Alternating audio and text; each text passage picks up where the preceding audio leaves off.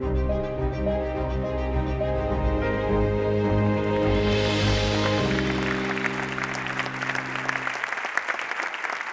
after so many years, and then finally you got the Medal of Maastricht, in fact, as a great honor. Was it a surprise for you? It's a complete surprise. For the first time in my life, I was completely lost for words.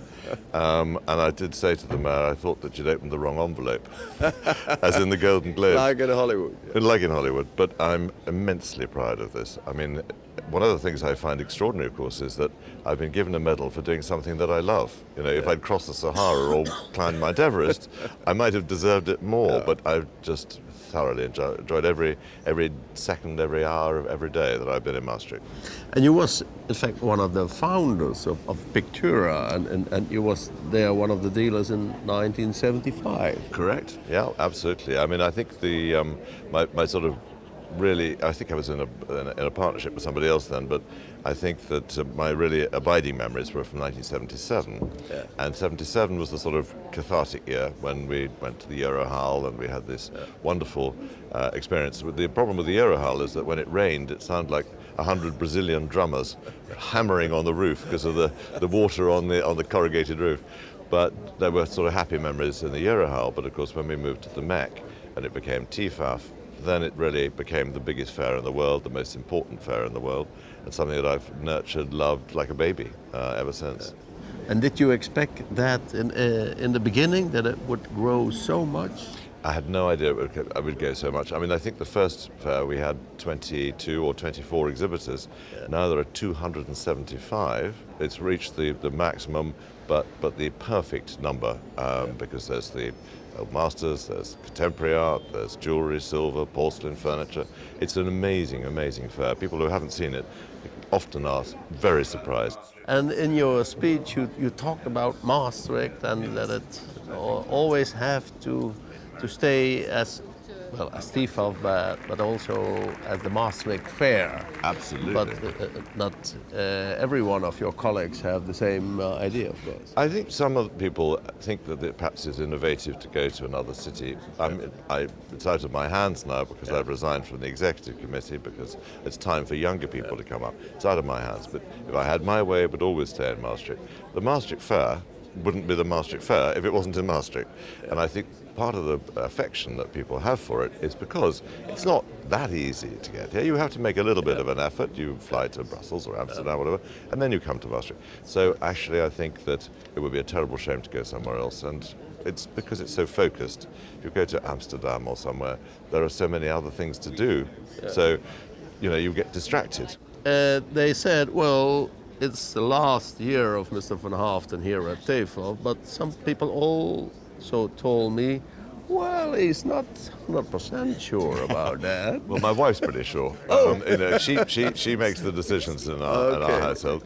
I mean, I think, of course, I will be back for other reasons. I'm still on the board of trustees, so I'll come back for the board meetings, and I'll still be the sort of éminence grise, if you like, behind. I'm always available for advice or helping people or whatever, but I think that I probably won't have a stand here anymore. Now the gallery has gone. It doesn't make sense to buy stock that I can't sell properly during the year. We'll still carry on the business, but in a slightly different way, more advisory, consultancy, but I'll still do a little bit of dealing because I can't resist buying pictures. I love them.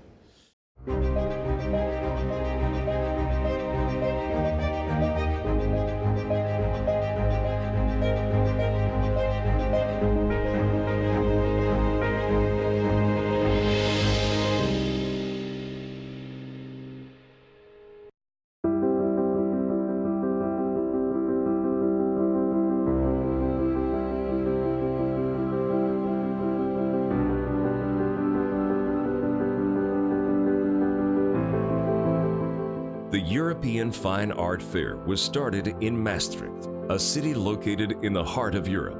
Up until the 1970s, Europe was dominated by national art fairs hosted in different countries. Yet there was no international art fair that crossed the borders.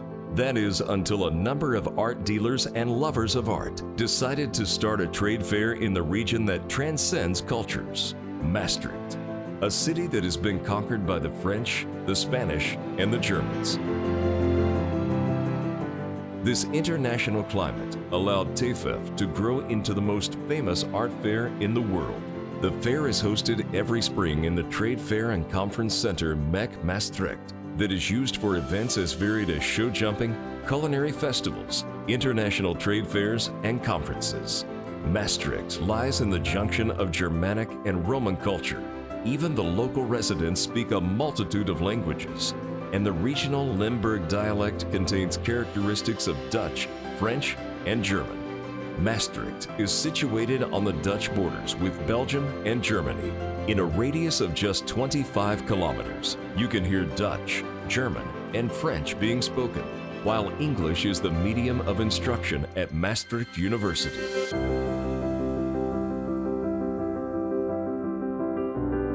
The famous Maastricht Treaty also saw the birth of a shared European currency, the euro. Maastricht is a microcosm of Europe. It is a natural melting pot of cultures and languages, of open borders and of trading and trades. The rest of the Netherlands sees Maastricht as a little foreign, with an added touch of French and just a hint of Italian. The quality of life in Maastricht is held in high regard.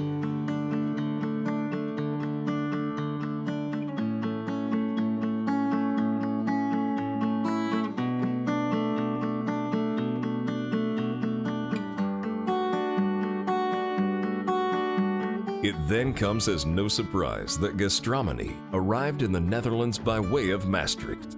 The city was the first in the country to have Michelin-starred restaurants. The rolling slopes just outside the city are covered in beautiful vineyards where wines are being aged in centuries-old cellars. The historic city center, which dates back to the Roman period of the 1st century, is an attraction that draws visitors from around the world.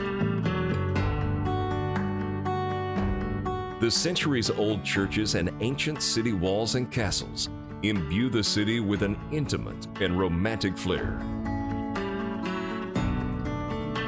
A city where living is good and where TEFAF has been able to bloom into an unparalleled destination fair, located between Amsterdam, London, Paris, and Berlin. The city is easily reachable to a large international public.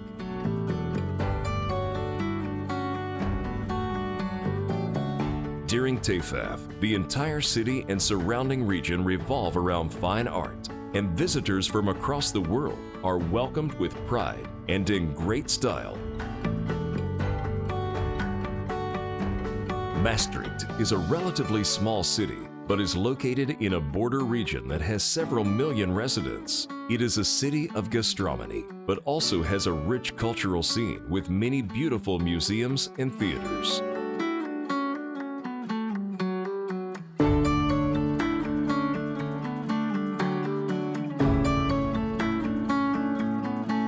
André Rieu, Maastricht's most famous export, performs with his Johann Strauss Orchestra on the large Vredhof Square every year. This event is visited by tens of thousands of visitors from across the globe.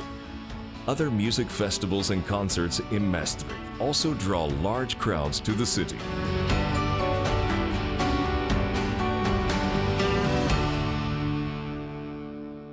Maastricht doesn't simply rest on its glorious past, but is also dedicated to the future by becoming a global leader in education, innovation, and scientific research. Maastricht provides answers to the questions of the world, especially to the questions about the environment and food provision. Scientists are serving up the first ever man-made beef burger. The cultured hamburger was invented in Breitland's campus in Maastricht. This is meat that is synthetically grown in a laboratory. The academic hospital will soon be opening a European training center for vascular surgery and houses one of the largest brain imaging scanners in the world.